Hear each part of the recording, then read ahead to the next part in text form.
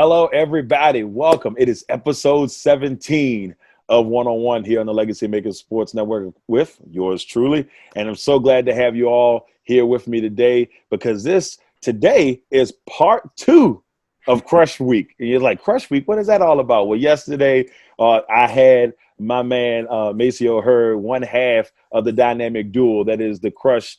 And now today I have my man Emmanuel Glaze, one of the co-founders of the Crush Sports Network.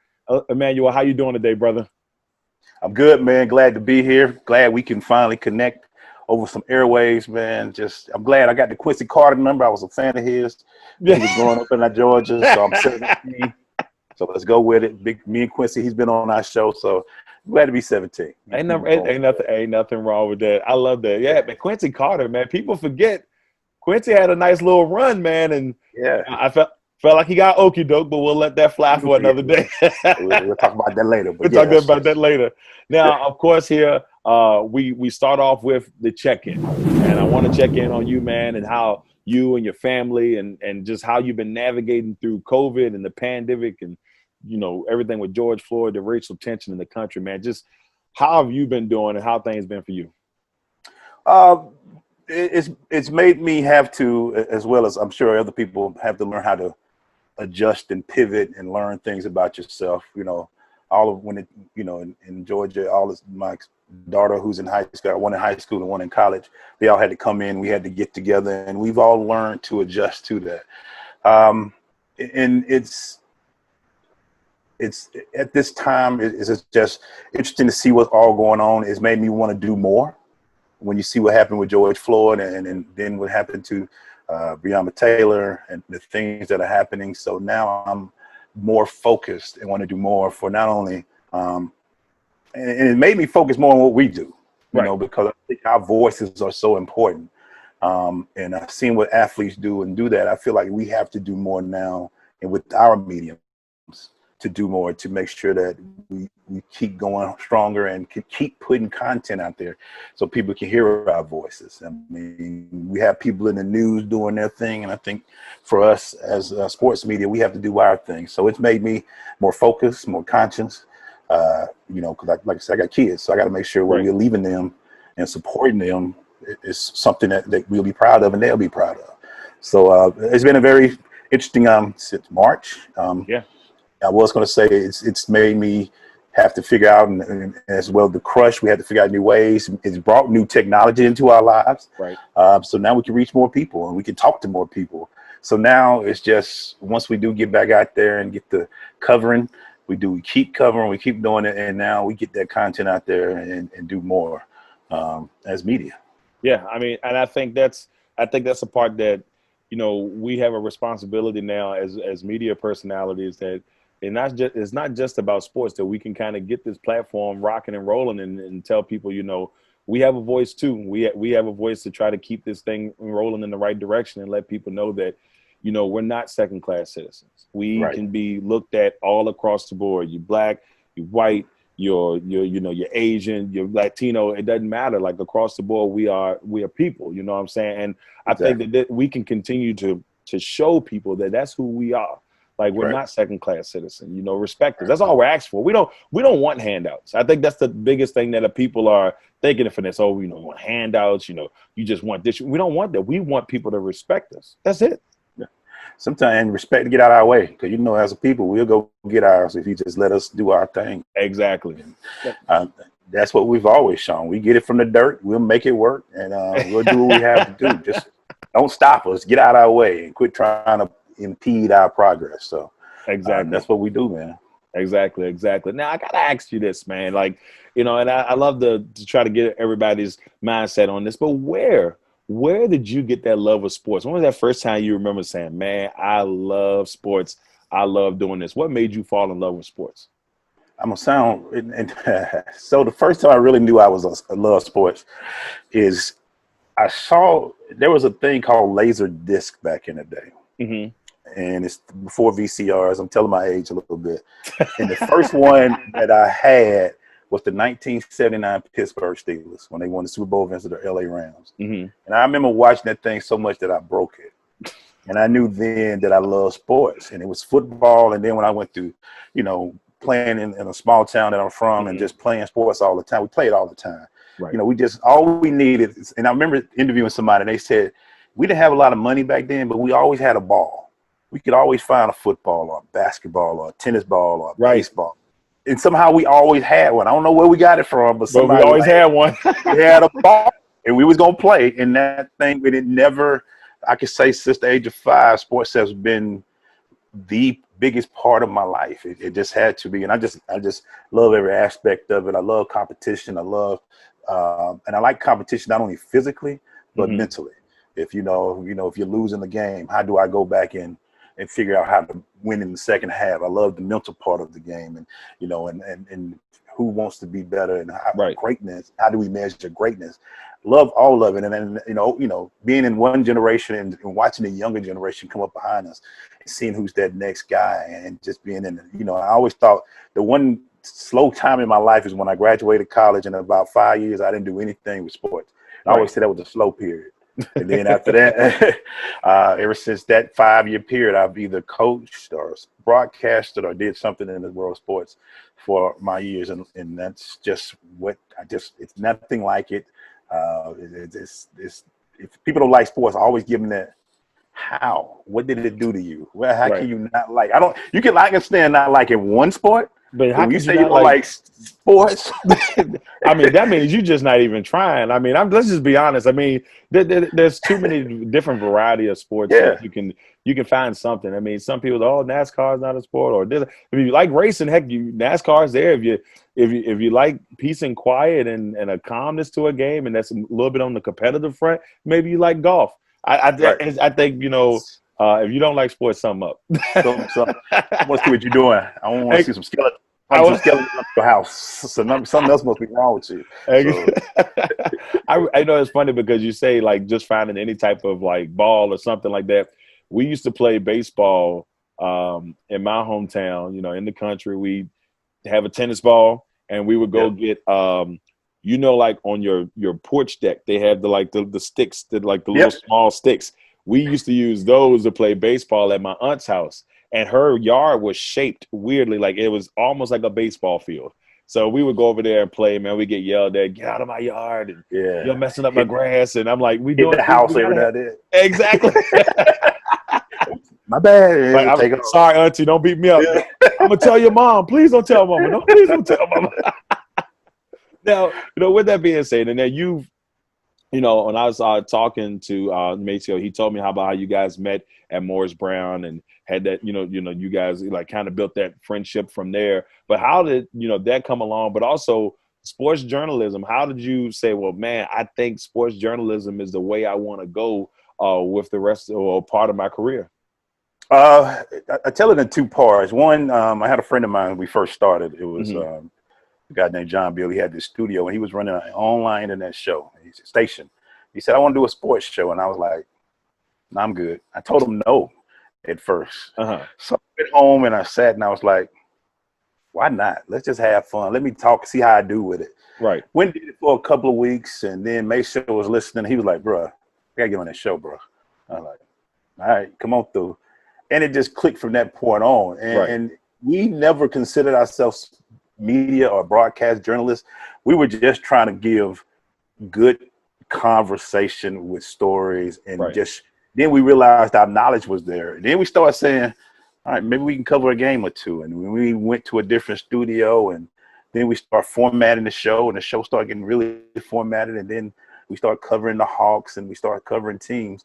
And then we went and said, we got something here. Now it's time to use it. And then honestly, when we started seeing that, it wasn't a lot of us at these events covering these games, a lot of African Americans, and we was like, now it's a responsibility. And from there, we just started taking on the responsibility of covering as many sports as we could. We've tried to get as many interns that we can help out, and let them get their things in there. And we've taken it more as a responsibility to show that we have to cover it. It's not like we want to, because of being a former players and former athletes, to knowing what it takes to get there, to hearing and not seeing enough of the story that we need to see we felt now it's not like a want to, it's our responsibility to cover these sports. Yeah, I mean, and I can understand and agree with you 100% on that. It's like, when starting, and you know just as well as I do, starting it was definitely like, well, how is this really going to go? Right. If you'd have told me, and we're going on year 3 now, and if you'd have told me 3 years ago that I'd be at the point that I'm at, still ways to go. But if you'd have told me where I'd be where I'm at right now, and I would tell you you're lying. That's the first thing I would say. But just being able to like grow, like you say, help people out, help people grow, help people get to that next level. What they want to do it's all like what we've always wanted. It's like, LegacyMaker is, we're here to make legacies. We're here to help build that legacy up, help get you to the next spot. Right. So I understand that completely, man, because it's just like you want to see people do well. Yeah, I mean, I want to do well too, but when I see somebody, I'm like, man, look at that. They're thriving. Yeah. That's what it's been. And it's been great to see. We're going on year 6, and there were people before us, and we hear people say we've seen what you guys do and we appreciate it, and that's, you feel like a little old school, going 6 years in this and still able to cover what you want to cover. I mean, there's only a few sports that we don't cover, but that'd be more politics than anything. But that's, we'll work through those. Yeah. But to be able to do this and it matters and make it matter and get and see your brothers like you and other like Controversy and all of those. That grinding, man, it feels good. We go to an event and it's like 7 or 8 of us. We like, we in the building, baby. What's up, brother? Yeah. it's like let's do this. And because we all know we are not. This isn't. We are not just waking up at 6 o'clock doing a show at 7 and it's happening. We putting in hours upon hours of work, researching, calling and on the phone and editing and cut videos and did that sound right on like the way we said that and try to get people on our show. So I say, well, y'all doing this? Yeah, we're doing this part-time, but we're putting a lot of work into this. A lot of hours going to it. People, that's the one thing I don't think a lot of people think. I see you doing that. They don't know the effort that goes into, we've seen the videos where you got 2 views, and we've seen the videos where you've got 14,000, and I've been everywhere in between. I've had really phenomenal shows, and I've had shows I was like that I thought were great, but nobody else did. But like, the grind one view. Stop. Yeah, one view. Like all this work I put into this, I got 1 view. Man, come on now. That was the deepest show ever. What happened? Exactly. Like all this effort I put in this, and you telling me nobody else was watching. People don't understand that. That's that's when you got love for it, because no matter what, you're still grinding them. Like, I'm gonna get there one day. You're gonna respect what I do, and me and Mason. It's funny you say that. Me and Mason had the silliest shows. Mm-hmm. Where I was like, man, that was just stupid. Have thousands of views. We like, we really forgot y'all was on the air with us. We were just cutting up, and next thing you know, but then we have a show. We had this great guest, and we didn't set it up, and like you say, and you be like, where were y'all at? This was the show to see. This is the one I need y'all to be watching. Like it's like the one that me and Jay had an episode, and Jay put cheesecake, like I lost a bet, and he smacks cheesecakes and rubbed it all on my head. There was one where he took a bucket of ice cream and he rubbed it on top. I lost both bets. But those shows are like, everybody's watching those shows. I was like, man, come on, y'all. I need y'all to watch when I'm on here with so-and-so. Come on, man. Now, Glaze, you've got, and you're wearing it right now, rocking your Optimized Division, your nonprofit, man. Tell us about how that got started. It looks like you do a lot of great, wonderful work with children. Tell us how that all got started and what made you say, you know what, I got to make this happen. Well, before I went to Sports Talk, I coached middle school football for 10 years, for free, and you did it for volunteer. And I saw that was the age that I like to work with. That's the most impressionable age, 6th through 8th graders. And then when I started and I left that and I started doing sports media, it hit me when I was at the 18th green when Tiger Woods won his first match in so many years at the Tour Championship. Right. And I'm sitting there looking, and I see Tiger walking down 18, and I see a ton of people crowding him, but I didn't see a ton of young people like us. Right. And it hit me in my head, and I said, I got to bring kids to these events somehow, some way. And then I started reaching around and I started asking people, hey, do you think if I ask you for some tickets, you'll let me bring some kids? Oh, yeah, we'll do this. Next thing I know, I was, okay, a lot of people said it. Right. So I just took a chance and said, what if I can gather? Because I didn't know where I was going to get students from or none of that. Right. So the Right. first time we did it was in January 2019. I knew people at the Georgia Tech women's basketball, and I said, what if I could just do a test run with about 6 kids? And when I brought 6, we did a tour. And the goal of Optimize the Vision is to not only show them what happens on the field, but what shows them what goes into off the field. Goes from the security guard to the trainers to the coaches to the pregame to the cooks to the concession, to show what really goes in them, to open there and expose them to so many different things. Right. And it started in January 2019, and next thing I know, we were at NASCAR events. We went to, we've been to Braves games, we've been to football. We're supposed to go to Hawks this year, but I'm kind of gonna hold off on that. But in total, we've done over 18 events in 18 months. Awesome. We did 13 live, and then we went to COVID-19. We had to go to a virtual series. And the goal was, I just managed the 2 things that I felt mattered the most to me: middle school students, and I made sure it wasn't just boys. I wanted to make sure it was young boys and girls too, because I watched the WNBA, I watched women's basketball, I watch all these sports that women in. Why not? They can be a part of this. Exactly. And when we created it, we just kept going with it, and now we're 18 months in, and I couldn't be prouder of it. That's awesome. I mean, I was, taking a peek at it, looking at it. I'm like, man, that's amazing stuff that you're doing there, man. And I mean, I used to substitute a long time ago, a substitute teacher. And my favorite group of kids was the middle school kids, because like you said, is that they're the most impressive. They get on your nerves. I'm gonna be honest with you. Some kids used to get on my nerves, but they respected you because they looked up to you. Even if they acted a certain way, you can tell they looked up to you more. So it was just more fun trying to, help them get to the next level and help guide them through a tough time, because that middle school age is, ooh boy, middle school age can be rough. Because there's always that point, and if you don't talk to them at that age, I used to see kids that I to this day that still call me coach. I mean, I got 20-some-year-old men look at me and say, "Coach, hey coach," and because at that time, I guess I mattered a little and did little things for them. So that was that when I saw that, I knew it. And also at the middle school age, this, with all the NCAA rules, you can take them to all games, college pros and all that at middle school. Once they get to high school, then you have to worry about it. So now we just want to work with a group that can see both college and pros without any issues from the NCAA, but we still want to. Ain't trying to jack up nobody's eligibility before they even get a chance. You'd be like, man, you already ineligible? You in 9th grade. It's like, yeah, man. It's like my bad. My bad. My bad. Sorry about that. Yeah.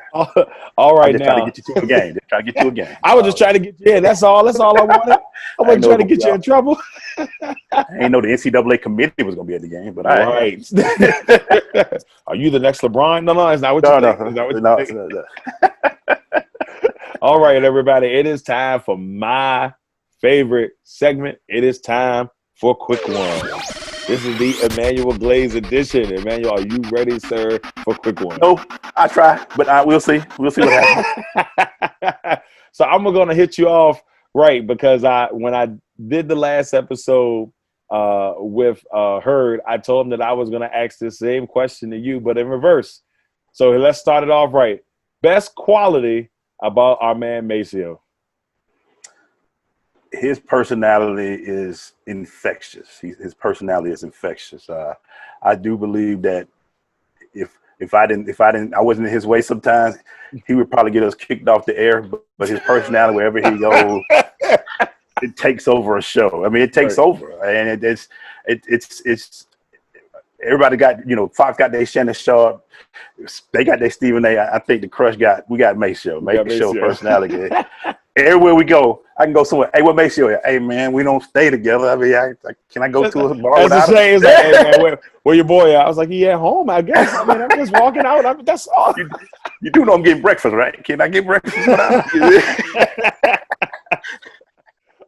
Next one, your favorite sports moment.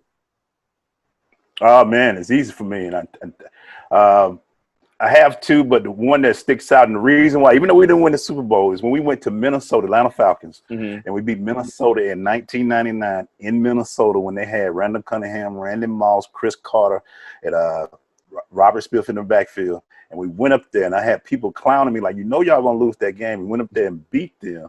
We dirty bird on their field, and we won the NFC Championship. I mean, there's the we did all that. And I had family in Minnesota at the time that wouldn't call. They called me all week, but I couldn't reach them after the game.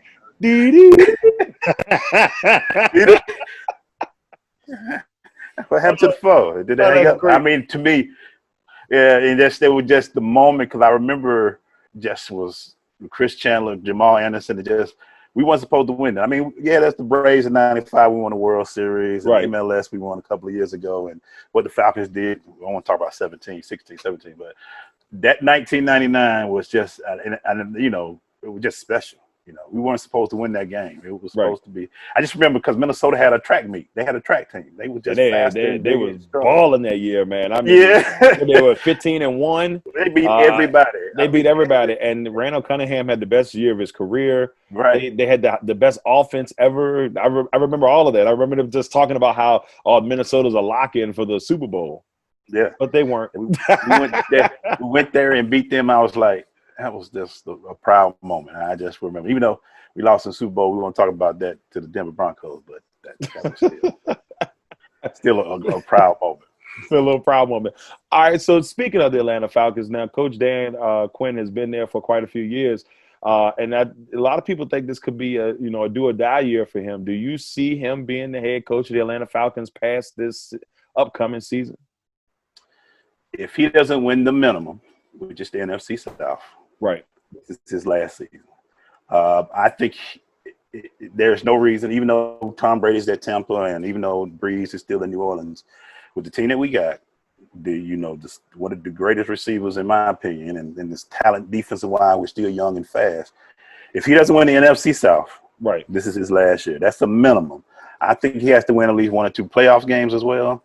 Mm-hmm. But if we go second, and we have to win the NFC South. No ifs, ands, and buts. No, because now, if they sneak a playoff, do you think if they make the playoffs and they don't, does that change it?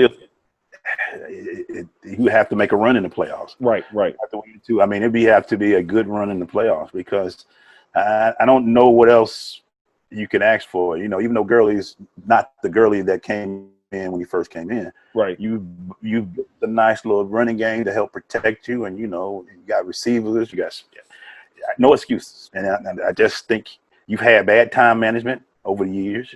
This is your team. You fired a lot of coaches because I hate when you put the blame on coaches, and you've done that. It's nobody else to fire. There's nobody else to get rid of. There's nobody else. You're the last one. Yeah. All right, Coach, we got rid of everybody. Now it's you. What are you going to do? And I think if he loses the NFC South to a 40-year-old Breeze or a 43-year-old Brady or a Teddy Bridgewater, no offense to Teddy, right? If one of those 3 guys are holding up the NFC South, and we got Matt Ryan, who's probably the best in that at 33, 34 years old. Mm-hmm. Yeah, bro, it's time. It's time. If one of those guys are holding up the trophy and you're not, with all the stuff going on in New Orleans and Tampa, it's time to go. Yeah, it might be a little bit rough. It might be a little bit rough. So who is the best athlete you've ever seen play? Deion Sanders. My first time seeing Deion was in 19. We first opened up the Dome, and the first game I ever went to pro was in Georgia Dome. And Deion Sanders was playing, and he caught an interception. And he holds the ball up to the crowd, and he runs back the other way. And I've seen Vic play. I've seen them all play, but when Deion, I feel chill bumps coming up my now when I see Deion. I can remember that play. Right. I remember seeing Vic do a special run, but when I saw Deion Young catch the interception and pointed the ball to the crowd, and everybody just rose like, we know we about to get a show. We know it's coming. And it was easy for him. And then he could leave that game, catch a helicopter and go play with the Braves and lead off and hit a double or a bunt and single and get steal bases. That was all in one day. He used to do that all in Atlanta at the same time while we trying to win a World Series. He would play a Falcons on Sunday, helicopter to the game to the wherever it needed to be, and play out and play for the Braves the same day. Nobody like him, man. They don't make them like that anymore. Like, I'll be honest with you, I think the only other person besides him and Bo, they might be the only two that I can remember. There may be somebody else in there.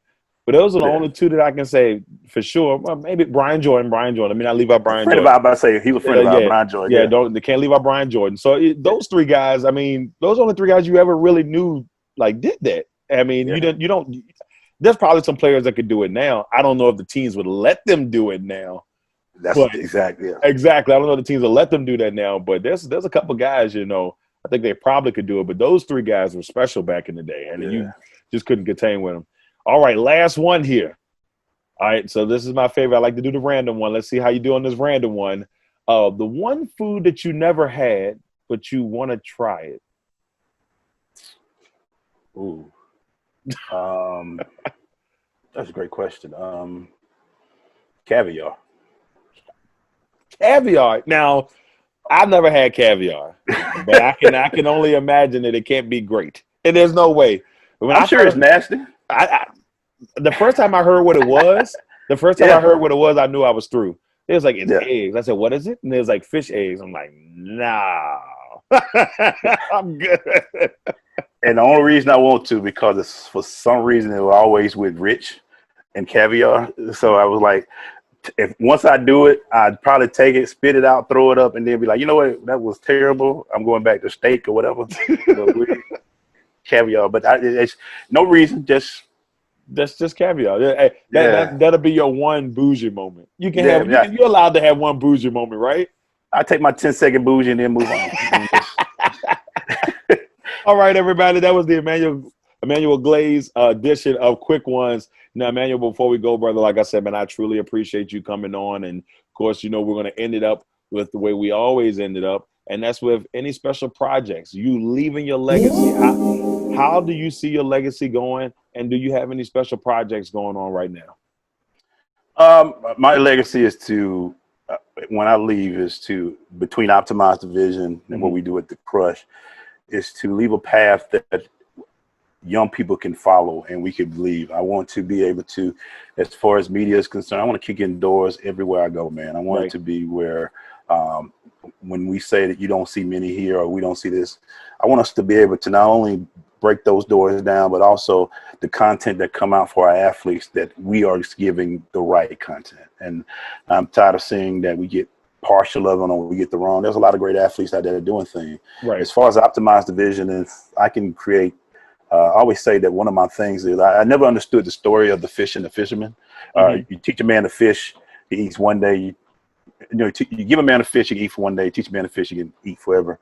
Right. That's what we're creating at Optimize Division. We're creating fishermen. Because my goal is that we have these young people learn through the world of sports and exposure that there are so many possibilities out there that they can always give back and create something for everybody. So my legacy would be that I'm just a path maker, a road maker. The highways that I'm creating, I feel like my parents and my ancestors created paths for me. So it's my job to create super highways. And that's what my goal is to create super highways. Dare we say a legacy maker? I'm just saying. I'm stealing your name, Legacy Maker. I love that name, by the way, man. That's when I first heard you put that down, man, I was like, that's dope. Thank you, brother. But like I said, that's what we're about, man. We're about building legacies, and that's what you're doing down there in the ATL, my friend. You are building legacies, and it's always a pleasure to see it. Ladies and gentlemen, here, episode 17, my man Emmanuel Glaze, one half of the dynamic duo that is the Crush down in the ATL. Emmanuel, thank you for coming on. Ladies and gentlemen, thank y'all for watching episode 17. We are so glad to have you on. We got so much more coming for y'all in the upcoming weeks, and we just thank y'all. Y'all make sure y'all check out the Crush, man, because if you want entertainment, I'm telling you, my guys will give you entertainment. I'm Darrell Owens, LegacyMaker Sports Network. This is One on One. Have a good night.